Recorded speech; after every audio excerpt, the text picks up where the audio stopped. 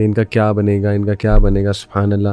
میں انہیں یہی کہتا ہوں کہ دیکھیں آپ کو اتنی فکر ہے، اللہ کو بھی ہے نا. اللہ تعالیٰ کے بندے ہیں، یہ اللہ تعالیٰ کو ہی جواب دیں ہیں. آپ انشاءاللہ نیک بنیں، آپ اپنے طور پہ تقوی اختیار کریں. جیسے وہ سورہ کہف کا ہی واقعہ ہے نا، وَكَانَ أَبُوهُمَا صَالِحًا، چونکہ ان کا باپ نیک تھا تو اللہ نے مجھے حکم دیا ان کی حفاظت کی جائے. اللہ کی گارنٹی ہے کہ اللہ حفاظت کرے گا. تو آپ کا کام ہے پیرنٹنگ کرنا اپنی طرف سے جتنی کی جا سکتی ہے. باقی اللہ سبحانہ و تعالیٰ ضرور ان کو ہدایت پہ لائے گا، ضرور ان کا خیال رکھے گا. تو زیادہ پریشان نہیں ہونے کی ضرورت، اپنی بیسٹ ایفرٹ کریں. باقی اللہ سبحانہ و تعالیٰ آپ سے زیادہ محبت کرتا ہے ان سے، تو وہ ضرور ان کی ٹیک کیئر بھی کرے گا. اب وہ ہمارے کرکٹر بھائی کا واقعہ کوئی سنانے لگے تھے کل میں بیٹھا ہوا تھا ان کے ساتھ، تو نام اس لیے نہیں لوں گا فار پرائیویسی ریزنز. تو وہ ہمیں نا بڑا مزاحیہ کچھ باتیں بھی تھی، واقعات سنا رہے تھے. کہتے کہ ہمارے جو فیلو کرکٹرز ہیں، مطلب ڈومیسٹک لیول کی بات کر رہے تھے. کہتے کہ وہ ڈومیسٹک ٹورنامنٹس کھیل رہے ہیں نا، مختلف شہروں سے آئے ہوئے ہیں، تو ہوٹل میں ٹھہرے ہوئے ہیں، اچھے خاصے ہوٹل میں، 4 اسٹار 5 اسٹار ہوٹل میں ٹھہرے ہیں. مطلب لوگ بھی عزت دے رہے ہیں، ہوٹل والے بھی عزت دے رہے ہیں کہ بھائی کرکٹر ہے، ٹھیک ہے. اس کے بعد اچھی خاصی سیلری ہے، سیلری بھی بہت اچھی ہے، لیکن زبان پہ ناشکری کہ ہمارا کچن نہیں چلتا، ہمارا کچن، ہمارا کیا بنے گا. کہتے میں انہیں کہتا ہوں اللہ کے بندوں، ہوٹل میں بیٹھے ہوئے ہو 5 اسٹار، کرکٹ کھیل رہے ہو، کر بھی وہ رہے ہو جو پسند کا کام ہے.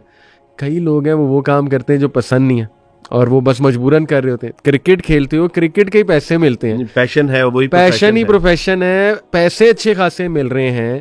کس چیز کی ناشکری ہے؟ یہ کیا جملہ ہے کہ کچن نہیں چلتا ہے. سبحان اللہ.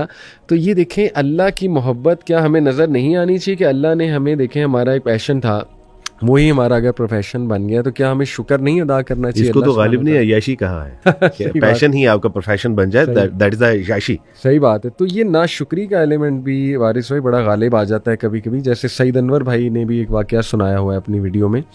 انہوں نے کہا میں ساؤتھ افریقہ کے ٹور پہ تھا، تو شعیب اختر کو میں نے کہا مجھے بہت تیز بال ڈالو اس میں پریکٹس میں.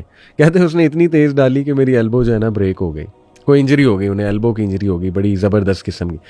کہتے میں اتنا ڈپریس ہوا کہ میرے نا مائنڈ میں ناشکری آ گئی. میں نے اللہ کو کہا کہ اے اللہ میں تو یہاں کھیلنے آیا تھا اور میں انجر ہو گیا ہوں، میں نے تو کبھی کسی کا برا نہیں کیا، میرا قصور کیا تھا. کہتے ابھی میں اسی طرح کے خیالات میں گم تھا کہ پتہ نہیں میں میچ کھیل پاؤں گا نہیں کھیل پاؤں گا یہ وہ. اور کہتے ہو میرا کیریئر کا بڑا ڈیفائننگ مومنٹ بھی تھا. کہتے مجھے غالباً فون کال آئی کسی کی کہ وہ بچہ ایک ہے افریقن، وہ آپ سے بہت زیادہ متاثر ہے، تو اس کی خواہش تھی، تو ہم نے کہا آپ سے بات کرا دیتے ہیں، وہ بڑا آتا ہے، ویٹ کرتا ہے آپ کا یہ وہ. تو کہتے میں نے کہا ٹھیک ہے کرا دو. کہتے اس نے مجھ سے بات کی، بچے نے کہا کہ میں آپ کا بہت بڑا فین ہوں، آپ کی بیٹنگ کا، بیٹنگ سٹائل کا، میں آپ کی طرح بیٹنگ کرنا چاہتا ہوں. تو کہتے میں بڑا خوش ہوا. میں نے کہا تو کرو، کس چیز نے تمہیں روکا ہے بتاؤ، تمہیں کوئی ٹپس چاہیے؟ تو کہتا ہے لیکن میں کر نہیں سکتا نا، میری ٹانگیں خراب ہیں، میں ویل چیئر پہ ہوں. اللہ اکبر کبیر. تو کہتے کہ میں اتنا رویا واش روم میں جا کے، اتنا رویا کہ اے رب میں ایلبو انجری پہ ناشکری تیری کر رہا ہوں. یہ بچہ ساری عمر کرکٹ نہیں کھیل سکتا، یعنی یہ ویل چیئر پہ ہے، تو میں کتنا بڑا مجرم ہوں اللہ رب العالمین کا. تو اکثر ہم محبت دیکھ نہیں رہے ہوتے. علی بھائی اللہ سبحانہ تعالیٰ نے نا اسی، یعنی اگر جنرلی اگر آپ پرابلم میں ہیں، تنگی تکلیف میں ہیں، فقر و فاقے میں ہیں، صحت کی حوالے سے پرابلم میں ہیں، اللہ سبحانہ تعالیٰ نے اس کا ایک بڑا آسان حل دیا ہے، اور وہ یہ ہے کہ جو تمہارے پاس موجود ہے نا نعمتوں کی صورت میں، اس پہ اللہ کا شکر ادا کرنا شروع کرو. لائن شکرتم لا ازیدنکم. یعنی ایک اتنا آسان فارمولہ ہے کہ آپ کے پاس دودھ نہیں ہے، پانی تو ہے، اگر پانی بھی نہیں ہے گلاس تو موجود ہے، اگر گلاس میں موجود نہیں ہے تو دونوں ہاتھ تو ہیں، اگر ہاتھ بھی موجود نہیں ہے تو پاؤں تو ہیں. جو میسر ہے نا اس پہ شکر ادا کرنا شروع کر دو. لائن شکرتم لا ازیدنکم. اور پھر اللہ سبحانہ و تعالیٰ نے آگے جو ایک تھریٹ کال دی ہے نا وہ یہ ہے لائن کفرتم ان عذابی لشدید. اللہ نے پھر بات ہی نہیں کی آگے، اگر میری ناشکری کرو گے تو پھر اللہ نے ڈیفینیشن نہیں پیش کی آگے، انٹرپریٹیشن بھی نہیں کوئی کی. اللہ نے کہا کہ پھر تم میرے عذاب کو جانتے ہو تو تم میرا ناشکری کر کے میرا بگاڑ کیا لوگے؟ میرا عذاب ہے پھر وہ تمہارے لیے تیار پڑا ہوا ہے. تو اللہ سبحانہ و تعالیٰ یہ جو ہمارے پاس موجود ہے نا، اللہ سبحانہ علی بھائی جب انسان توبہ کرتا ہے نا تو اکثر لوگ پوچھتے ہیں کہ عبدالبھائی توبہ قبول ہو گئی ہے، اس کی کیا علامات ہیں؟ تو اس میں یہ چیز شامل ہوتی ہے کہ توبہ کے بعد انسان ناشکری سے بچنا شروع ہو جاتا ہے، وہ شکر کرنا شروع کر دیتا ہے اور اصلاح کرتا ہے. وہ دنیا کی کم نعمتوں کے اوپر بھی وہ اپنے آپ میں خوف میں رہتا ہے کہ ان نعمتوں کے بارے میں مجھے حساب دیا جائے گا، اس پہ شکر ادا کرتا ہے. وہ اپنے آخرت کے حوالے سے جو نیک اعمال ہیں اس کو وہ کم جانتا ہے. اللہ سبحانہ و تعالیٰ کے توفیق سے توبہ کی علامات میں وہ اچھی مجالس اختیار کرتا ہے, بری مجالس سے وہ بچنا شروع ہو, گناہوں کو چھوڑ دیتا ہے, نیکیوں کی طرف رغبت آنی شروع ہو جاتی ہے. تو اسی میں یعنی آپ کی توبہ کی علامات میں سے ایک علامت یہ ہے کہ انسان ناشکری چھوڑ دیتا ہے اور شکر گزار بندہ بن جاتا ہے, چاہے اس کو نعمتیں کم ہی کیوں میسر نہ ہوں. یہ ایک اور واقعہ بس میں سناتا ہوں, پھر آپ سے بھی گزارش کروں گا کہ ہم اس کو کنکلوڈ کریں, آپ کوئی زبردست بات پہ کنکلوژن کریں. صحیح مسلم کی حدیث ہے, اور جو صحابی یہ حدیث سنا رہے ہیں وہ باقاعدہ پھر مسکرا بھی رہے ہیں سناتے باہر. تو ان سے جب پوچھا گیا آپ مسکرا کیوں رہے ہیں اتنا, کہتے ہیں جن موقعوں پہ میں مسکرایا ہوں میرے نبی بھی مسکرائے تھے صلی اللہ علیہ وسلم.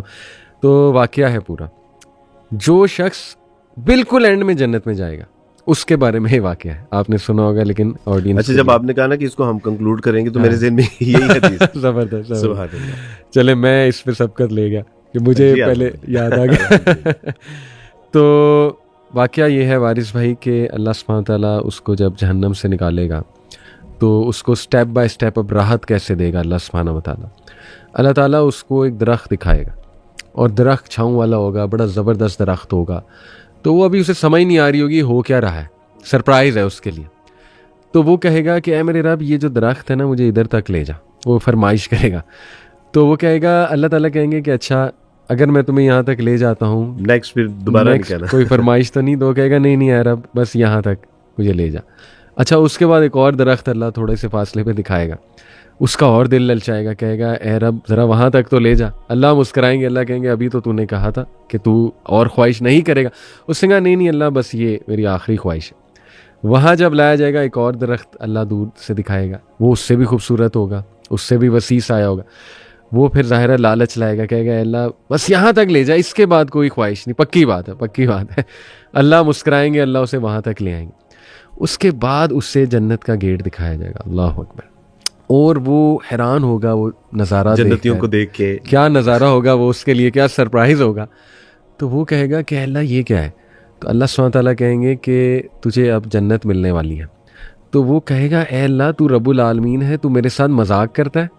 تو اس پہ وہ صحابی عبداللہ بن مسعود بہت کھل کے مسکرائے. تو صحابہ نے پوچھا آپ اتنا کھل کے کیوں مسکرا رہے ہیں؟ کہتے کیونکہ رسول اللہ صلی اللہ علیہ وسلم یہ جملہ کہتے ہوئے بہت مسکرائے تھے کہ اس نے کہا رب العالمین تو رب ہوتے ہوئے مجھ سے مذاق کرتا ہے.